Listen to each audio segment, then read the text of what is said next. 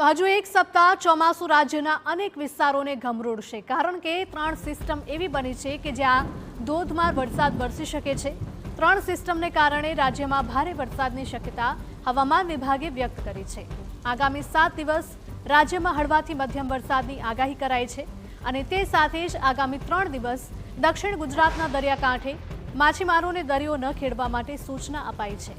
જે રીતની સિસ્ટમનું અત્યારે અનુમાન લગાવાયું છે તે પ્રમાણે આવતા 5 દિવસ વીજળીના કડાકા સાથે વરસાદ ખાબકી શકે અને 40 થી 50 કિલોમીટરની ઝડપે પવન ફૂંકાશે।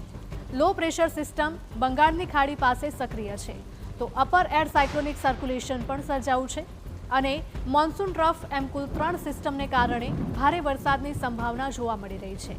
ત્યારે આગાહી પ્રમાણે અમદાવાદમાં પણ ગાજવીજ સાથે હળવાથી મધ્યમ વરસાદની આગાહી છે।